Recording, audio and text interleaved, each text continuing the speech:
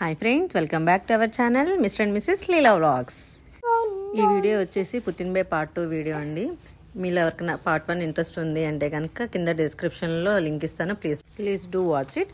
And అది వచ్చేసేసి ఇప్పుడు నేను చూపిస్తున్నాను కదా, అదొక గైడ్ పేపర్ అనమాట. సో అక్కడ టోటల్గా ఏమేమి ప్లేసెస్ ఉన్నాయి, అసలు ఎన్ని ఉన్నాయి, ఎక్కడెక్కడ ఉన్నాయని ఆ గైడ్ పేపర్లో మొత్తం ఉంటుంది.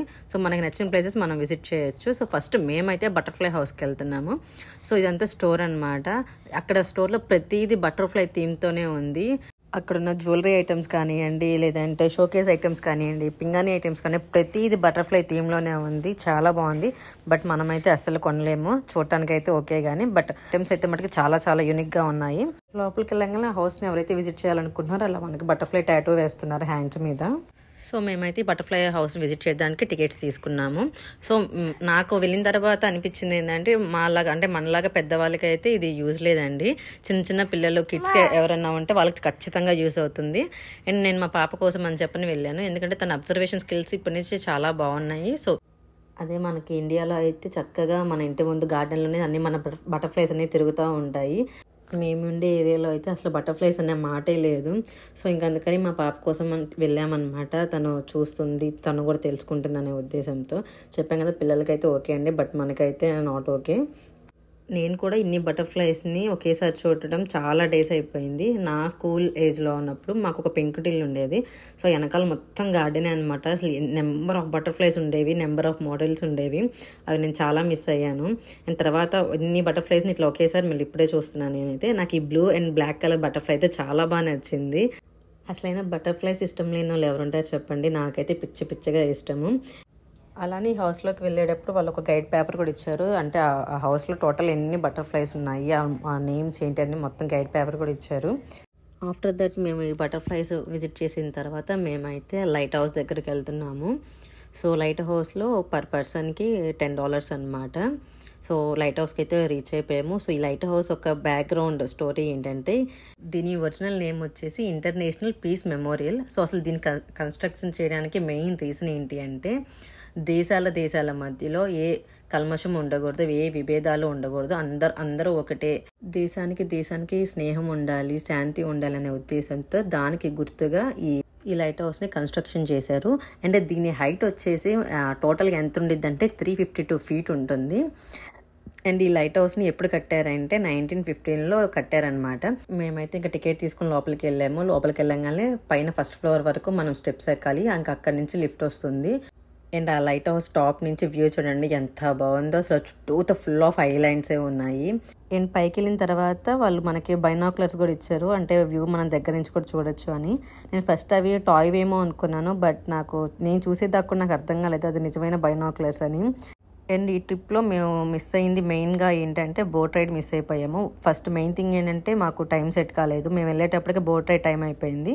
అండ్ ఇంకోటి ఏంటంటే అక్కడ మేము వెళ్ళేటప్పటికి మొత్తం క్లౌడ్స్ వచ్చేసినాయి అండ్ అలానే గాలి కూడా బాగా హెవీగా ఉంది. సో అందువల్ల బోట్ రైడ్ని క్యాన్సిల్ చేసేసారు. మేమైతే బీచ్కి వెళ్తున్నాము. సో ఆ గైడ్ పేపర్ బట్టి మేమైతే అన్నీ తిరుగుతున్నాం చాలా వరకు కూడాను.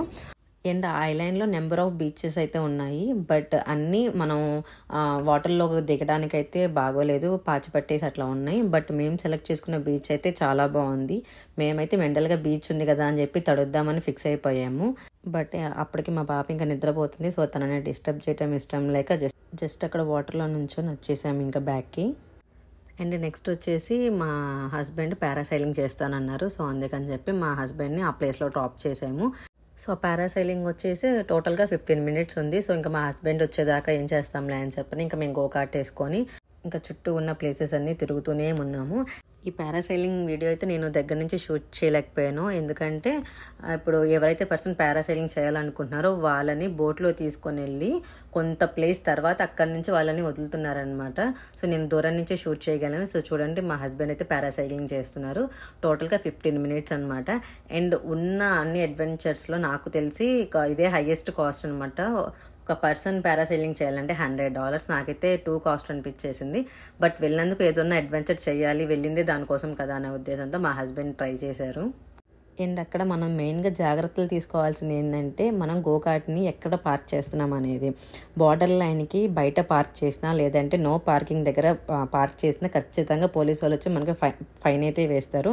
మేము చూసుకోకుండా నో పార్కింగ్ దగ్గరే మేము పార్క్ చేసాము. బట్ మమ్మల్ని అయితే వాళ్ళు ఎక్స్క్యూజ్ చేశారు. బట్ మా ముందు ఉన్న 3 or 4 గో కార్ట్స్ అన్నిటికీ ఫైన్ వేసేసారనమాట. చూస్తున్నారు కదా. సో నెక్స్ట్ మా రైడ్ వచ్చేసి హెలికాప్టర్ రైడ్ అనమాట. ఇదేంటంటే ఫ్యామిలీ మొత్తం ఎక్కచ్చు, మినిమం 3 మెంబర్స్ అనమాట. సో మేమైతే ఫ్యామిలీ మొత్తం ఎక్కేసాము. మా పాపయ్య కూడా చాలా ఇంట్రెస్ట్గా ఉందన్నమాట. సో అట్లా మేము ముగ్గురం కలిసి హెలికాప్టర్ రైడ్ ఎక్కినప్పుడు చాలా బాగుంది. అండ్ ఇది కూడా ఎట్లా అంటే ఒక 3 minutes అయితే ఒక కాస్ట్, 6 minutes అయితే ఒక కాస్ట్, 10 minutes అయితే ఒక కాస్ట్ అని చెప్పిన అట్లా డిఫరెంట్ కేటగిరీస్లో ఉన్నాయి. మేమైతే 3 minutes రైడే తీసుకున్నాము. సో హెలికాప్టర్ నుంచి వ్యూ ఎలా ఉందో మీరు కూడా చూడండి. వ్యూ అయితే చాలా చాలా బాగుంది. సో ఫైనల్గా ఈ ట్రిప్కి వెళ్ళిన తర్వాత నాకు తెలిసింది ఏంటంటే, ట్రిప్కి వెళ్ళిన వాళ్ళు టైం అయితే అసలు వేస్ట్ చేయకండి. ఎందుకంటే ఇక్కడ చూడాల్సిన ప్లేసెస్ చాలా ఉన్నాయి. ఇప్పుడు మీరు ఒక ప్లేస్ దగ్గర టైం వేస్ట్ చేస్తున్నారండి, ఇంకో ప్లేస్ మనం మిస్ అవుతున్నట్టే. అండ్ అలానే మనీ పెట్టుకోగలగాలి. ఎందుకంటే ప్రతి దగ్గర ప్రతిది ఏం చూడాలన్నా సరే అక్కడ మనీ పెట్టాల్సిందే. సో మనీ కూడా బాగా ఎక్కువ అయిపోతాయి. అండ్ ఫుడ్ కాస్ట్ కూడా చాలా ఎక్కువగా ఉంది. ఎందుకంటే ట్రిప్కి వెళ్ళామంటే ఖచ్చితంగా ఫుడ్ అయితే అక్కడే తినాల్సి వస్తుంది. సో ఫుడ్ కాస్ట్ కూడా ఎక్కువగానే ఉంది. ఇవన్నీ ఓకే అనుకుంటేనే మనం ఈ ట్రిప్కి ప్లాన్ చేయాలి. అండ్ ఈ ట్రిప్కి వెళ్ళాలంటే కొంచెం మినిమం నాలెడ్జ్ అయినా ఉండాలి. మాకైతే ఎవ్వరికీ లేదు. సో మాకైతే కొంచెం టైం అయితే వేస్ట్ అయ్యింది నిజం చెప్పాలంటే. అండ్ ఫైనల్లీ మా ట్రిప్ అయితే ఆల్మోస్ట్ కంప్లీట్ అయిపోతుంది. అండ్ మాకు ఆ గో కార్ట్ వచ్చేసి 8 రిటర్న్ ఇవ్వాలి. అండ్ 1 minute లేట్ అయినా కూడా వాళ్ళు మనకి ఫైన్ వేస్తారు. సో అందుకని కొంచెం ముందే వెళ్ళాలనే ఉద్దేశంతో కొంచెం మేము 7:30కి మేము అందరం అక్కడ దిగేసేసి ఆ గో కార్ట్స్ని అయితే ఇంకా రిటర్న్ ఇచ్చేయడానికి మా హస్బెండ్ వాళ్ళు వెళ్ళిపోయారు. అండ్ తర్వాత రిటర్న్లో కూడా కొంచెం ఆకలేస్తుంది కదా అనే ఉద్దేశంతో మేము అక్కడ ఫుడ్ ఆర్డర్ చేసుకున్నాము. And finally this is the video. మీకు కనుక నచ్చినట్లయితే లైక్ చేయండి, షేర్ చేయండి, సబ్స్క్రైబ్ చేసుకోవడం మాత్రం మర్చిపోకండి. Please do support our channel mister and Mrs Leela vlogs.